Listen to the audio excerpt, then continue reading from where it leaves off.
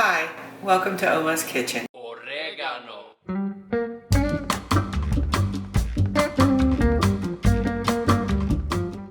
Today in Oma's Kitchen, we're going to make 2 pear pound cakes. I have sliced pears that are canned in an extra light syrup, which means there isn't much sugar added to them. I also have a fresh pear. We're going to use both of those. We're going to make 2 pear pound cakes, one of which we will have as dessert for tonight. Tomorrow I will film using the other pound cake to make a honeyed strawberry shortcake with mascarpone cream.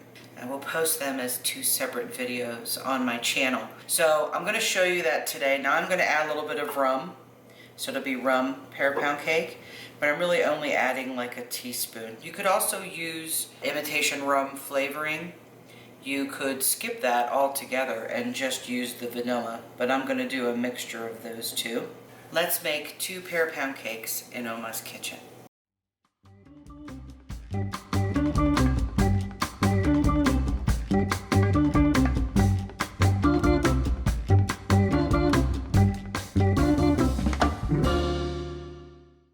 I want to soften my butter in the microwave for about 16 seconds, 15 seconds.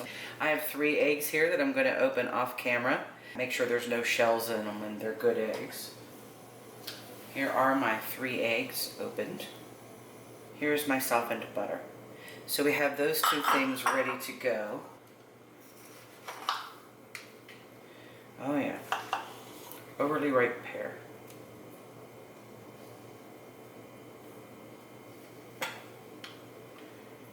And I'm just using a small paring knife to gently take the skin off.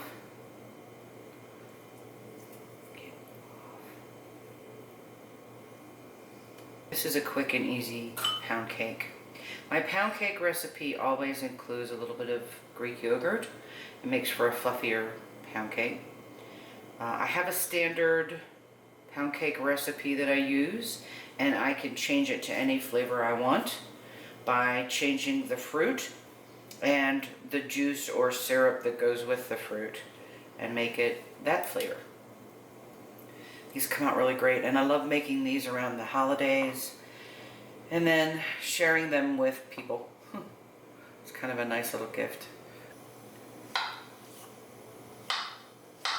And really, you don't need to dice these up too small, but you do want them into little chunks like this. They will cook down into the cake. It's very ripe. I love it when they're like this. They're very sweet. They add that to the cake batter, and the flavor is really nice. Alright. And we want this syrup, at least a half a cup of it.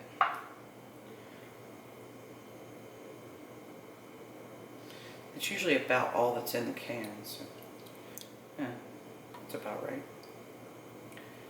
There we go. And that will go into the cakes as well. And we're going to do the same thing we did with the fresh pear. Just sort of chop it up. And for this recipe, I want 1 3/4, almost 2 cups of flour. Here's 1. And 3/4 cups. 1/4, 2/4, 3/4. So that's the flour. We will do a half a teaspoon each of salt and baking powder. Half teaspoon. I have my little whisk. You don't want any clumps of just baking powder or whatever mixed in with your cakes. So. There's my dry mixture. This will go into my stand mixer along with everything else. The butter in there first. So softened butter goes in. And we're going to cream that with the sugar. 1½ cups. 1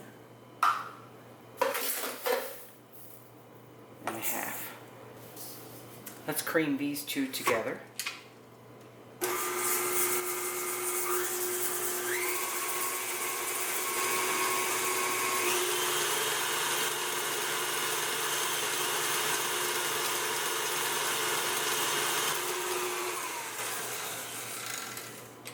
And there's that wet beach sand that we're always looking for when we mix sugar and butter together. That's what you're aiming at, is wet sand at the beach. That's how you know it's well mixed together. No big chunks of butter left in there. So I've got my 3 eggs here. Let's put those in. It's nice to have all of this ready to go in the stand mixer before I even start, because then it's just a matter of adding each thing in without having to argue with it. We're going to add the vanilla. Oh, cameraman, can you open the vanilla? Help, help. What was on there? So we have our vanilla extract. We're going to do a teaspoon of that. And you could even do a teaspoon and a half. I'm going to be generous with the vanilla. And then to that, I'm going to add about a teaspoon and a half of rum. So I have my rum here.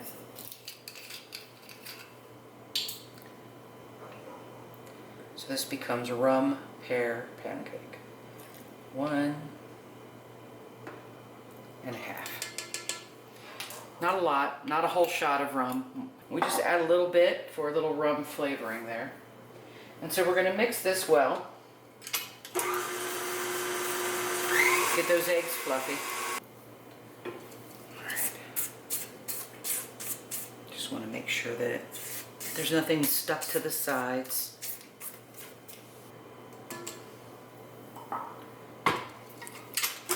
Run it one more time. On high. We're getting those eggs fluffed up.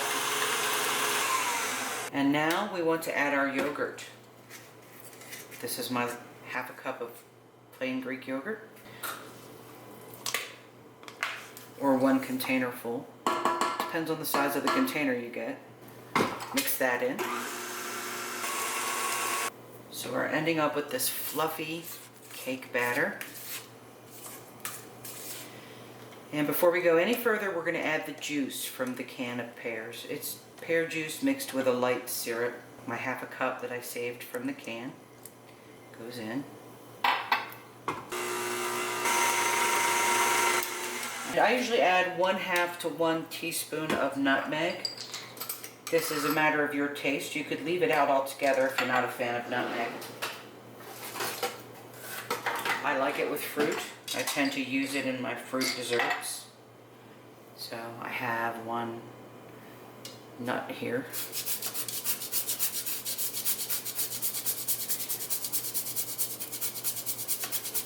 Probably could do this in with the flour, but I'm just doing it into the bowl here. Okay. I'm going to use my spatula on the side so that I don't have nutmeg stuck to the side of my bowl. But let me blend it for a second first.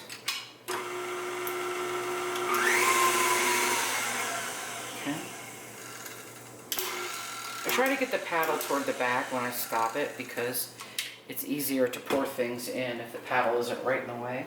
Pour in all of the flour mixture. Oops. And try to get it all in. Goodness, what a mess.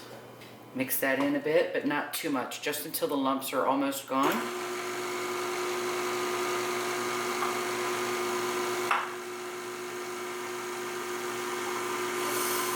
You can smell the rum and the nutmeg. It smells wonderful. Okay. Lumps are almost gone. Now we can add in the pears. In they go. Stir down the edges of the bowl too while I'm at it.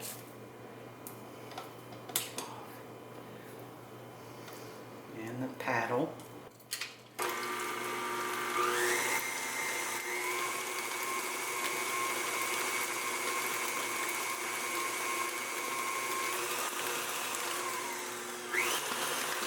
Smells wonderful. Okay. And I have prepared my medium loaf pans with a non-stick aluminum foil. And that really helps because at the end we can just lift them right out. So I have my prepared medium loaf pans with non-stick aluminum foil down in them. I'm going to put a spoonful at a time in each one of these. And then they will go in the oven at 335 for about 60 to 65 minutes. And at the 60-minute mark, you should put a skewer in the center and see if it comes out clean. You don't want to overbake these because they'll get dry.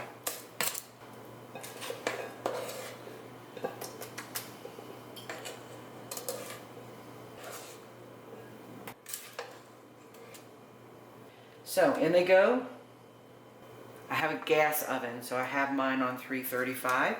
If you have an electric oven, you should try maybe 325 or 330 degrees.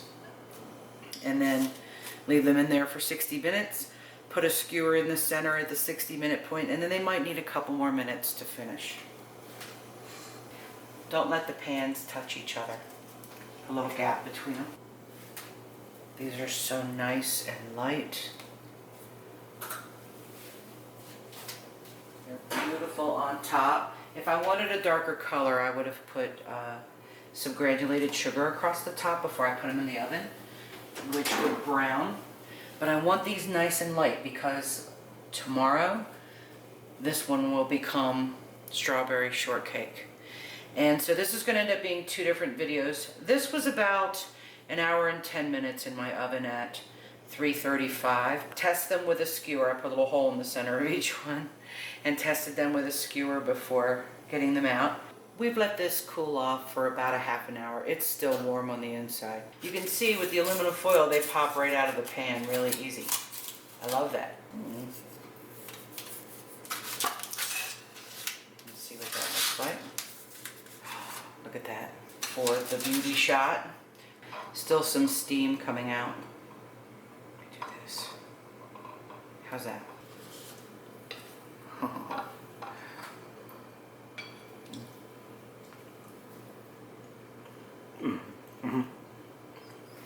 Taste the pears in there. That's good stuff. That turned out really good. Nice and moist.